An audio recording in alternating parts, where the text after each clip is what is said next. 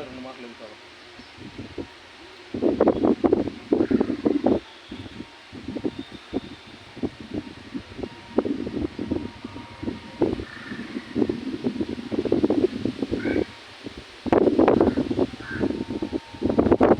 నమస్తే, నా పేరు గోగన ఆశేషు. జనసేన పార్టీ దివ్యాంగుల జన సైనికుడిగా పనిచేస్తున్నాను. మన కూటమి ప్రభుత్వం అధికారంలోకి వచ్చి సంవత్సరం వెళ్ళిపోయి 2వ సంవత్సరంలో అడుగుపెట్టుకుని ఉన్నది. ఈ యొక్క సంవత్సర కాలంలో కూడా ఎంపీ గారికి 3 సార్లు వినతిపత్రం ఇచ్చి ఉన్నాము.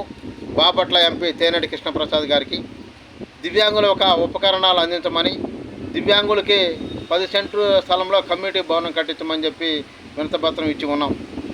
మరి నిన్నటి వరకు కూడా 3 సార్లు వినతిపత్రం ఇచ్చి ఉన్నాం.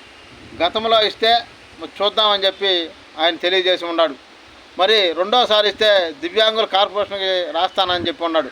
సార్, దివ్యాంగుల కార్పొరేషన్ లేదు సార్, ఇంకా పెట్టలేదు సార్ అన్న. అయినా కూడా నేను కార్పొరేషన్గా రాస్తానన్నాడు. మరి నిన్న 3వసారి అడిగితే దేనికి అని అడుగుతాను. ఉపకరణాలు సార్, శంఖకర్రలు, మరి బ్యాటరీ వాహనాలు ఇవన్నీ అని చెప్పాను. మరి నేను కలెక్టర్ గారికి రాస్తాన్నాడు. కలెక్టర్ గారు రాస్తానంటానే సార్. మరి అల్లింకో ఫౌండేషన్ వారి ద్వారా మరి ఎంపీ నిధుల్లో ఉండే సార్, దాని మీద మేము ఇవ్వండి సార్ అంటే నేను కలెక్టర్ గారు రాస్తానని అన్నాడు.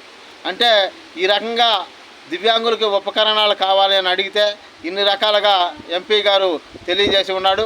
అదేవిధంగా మరి గత కొన్ని రోజుల క్రితం ఎమ్మెల్యే గారు పుట్టినరోజు కార్యక్రమంలో కొన్ని బళ్ళు పంచి ఉన్నారంట. ఆ బళ్ళు విషయం కూడా మరి ఎంపీ గారు మాట్లాడుతున్నారు. ఎమ్మెల్యే గారు ఇచ్చారుగా అని మాట్లాడుతూ ఉన్నారు. ఈ విషయం మీద మాకు తెలియదని చెప్పాం. మరి వెంటనే ఎమ్మెల్యే గారు ఎలా చేస్తారో, ఎంపీ గారు ఎలా చేస్తారో మాకు తెలియదు.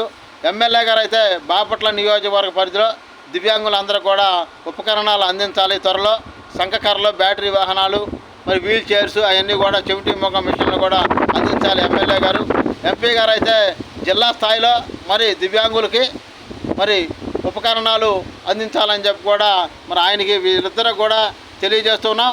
దివ్యాంగులు ఒక కూటమి ప్రభుత్వంలో పనిచేసి ఉన్నాం. మేము మీ యొక్క గెలుపు కోసం మేము పెద్ద ఎత్తున పనిచేసి ఉన్నాము. మా యొక్క దివ్యాంగులకి ఉపకరణాలు అందించాలని చెప్పి మరి ఎంపీ గారికి, ఎమ్మెల్యే గారికి తెలియజేస్తూ ఉన్నాం. దివ్యాంగుల ఐక్యత తెల్లాలి.